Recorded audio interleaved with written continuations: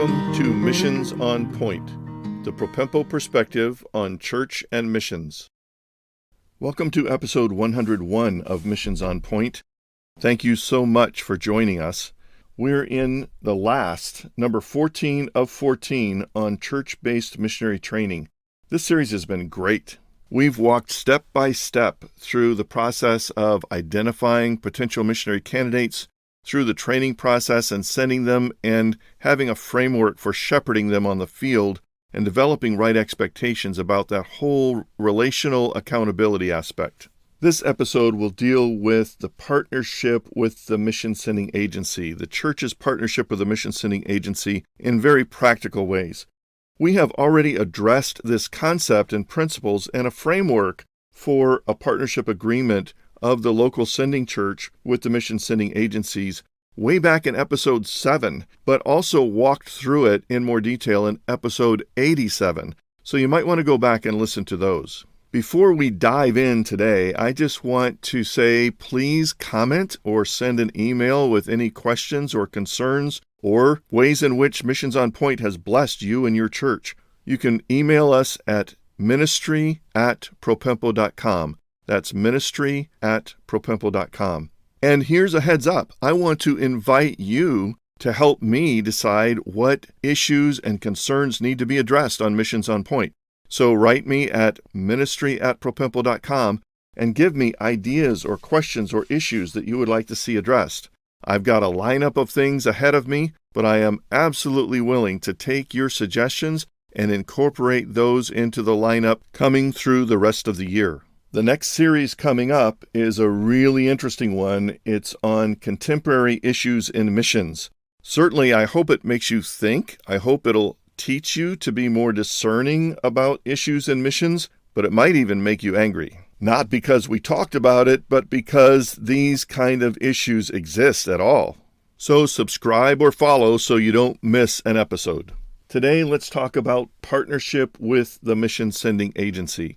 We've already talked about this in those other two episodes of Missions on Point, episode number 7 and 87. However, I want to talk about practical application and implementation of the partnership agreement. So just to review a smidge, I maintain that every sending church should have a written letter of understanding or partnership agreement written out and signed by both the church leaders, the missionary, and the mission sending agency before the missionary actually goes to the field, preferably before they even go to candidate school and sign the papers to join the mission.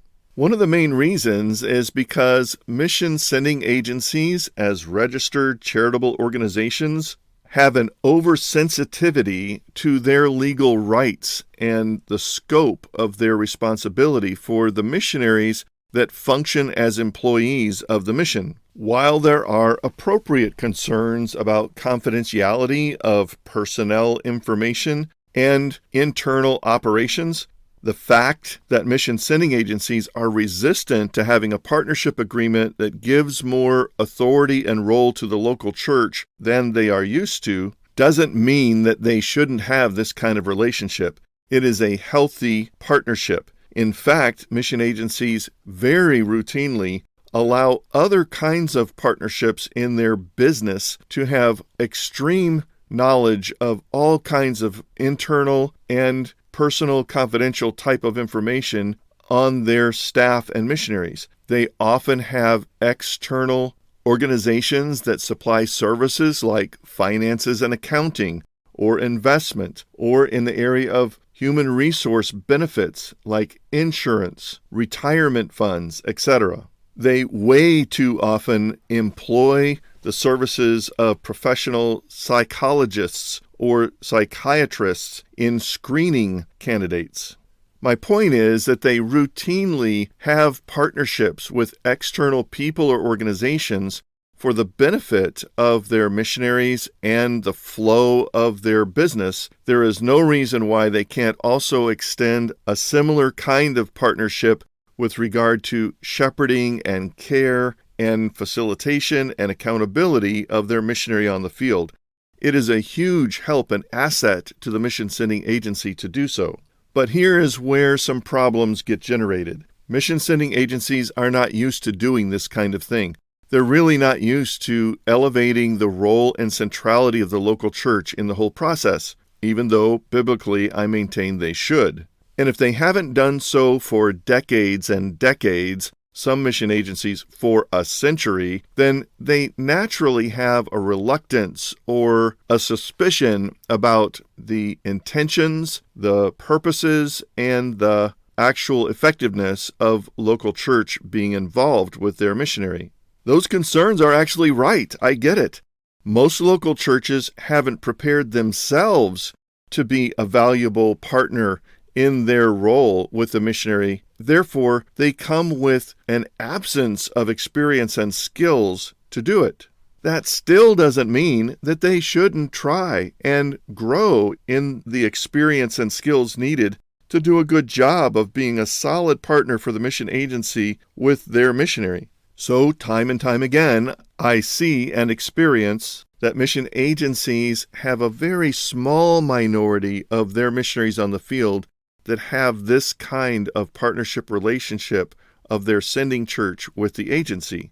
Churches likewise have good reason to fear that they may be excluded from the process, the shepherding, the personnel concerns, the accountability of their missionary on the field when the mission agency cuts them out.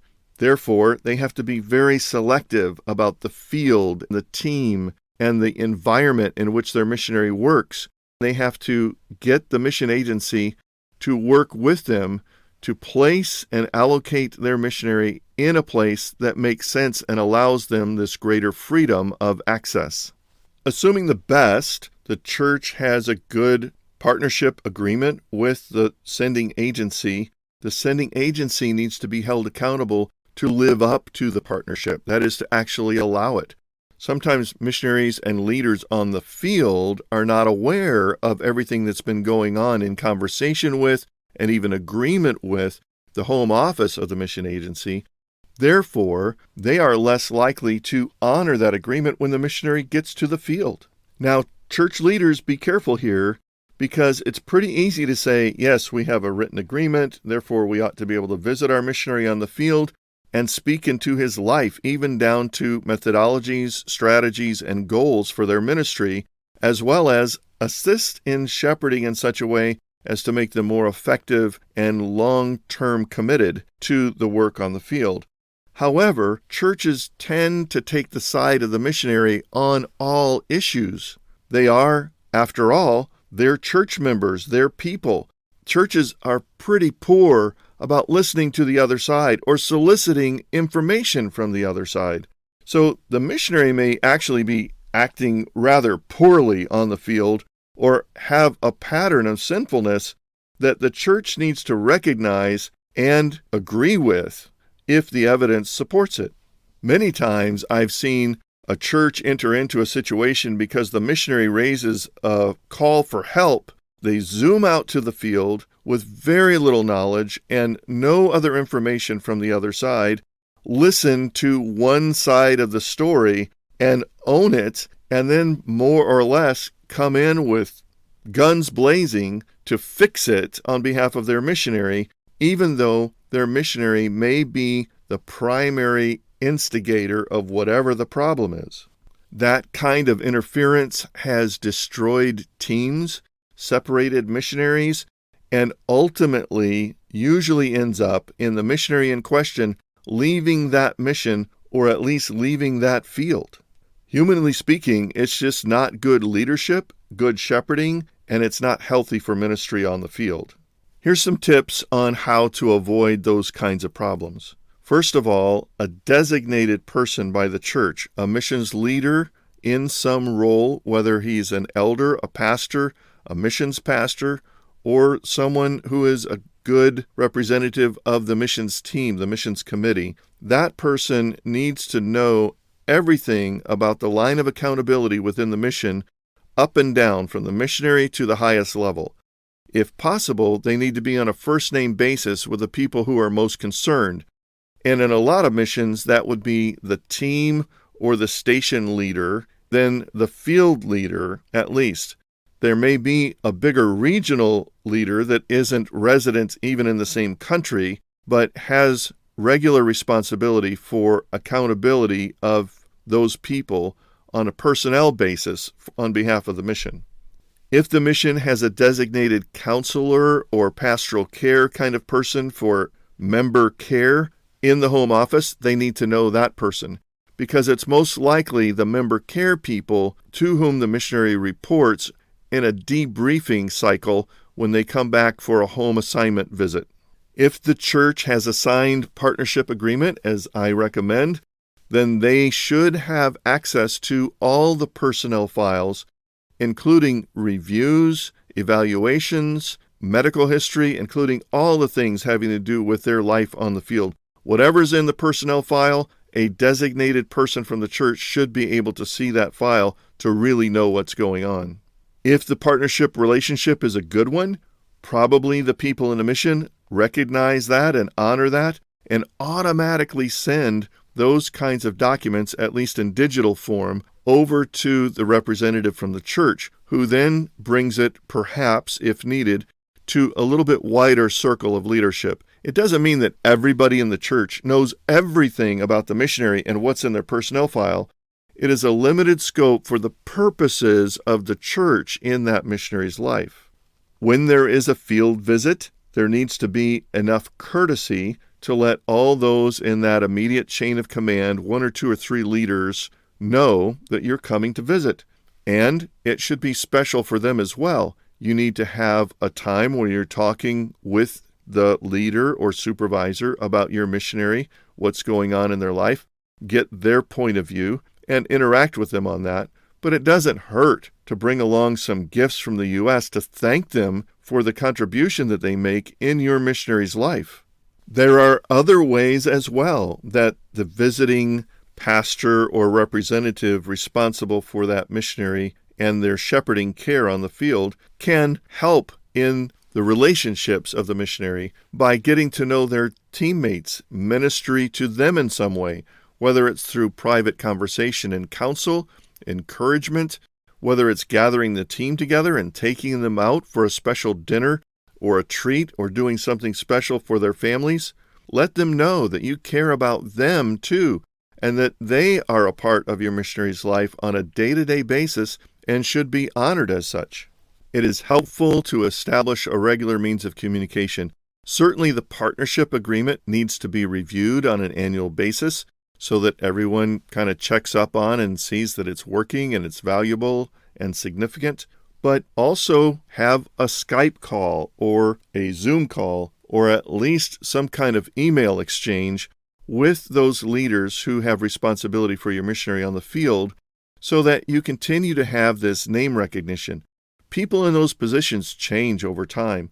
And if your missionary is going to be on the field for many years, especially doing church planting in hard places, then you need to know who their leaders are, who their representatives of the mission are, all the way up and down the chain of command, so that they know you, you know them, and you're just having a normal, natural sort of chat about what's going on. That way, when there are problems that arise, if they do, then you automatically have a great platform of relationship for working it through and dealing with it. So visit the leaders on the field if you can, and continue to maintain that relationship because it is very significant and important for your missionary.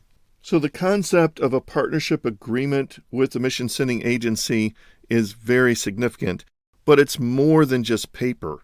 It is relationships, it is time, it is effort to build a strong platform of relationships so that if and when problems come, you have an automatic, easy, relational platform for going there, hearing both sides of the story, learning about the situation, and trying to resolve matters in a healthy, biblical way.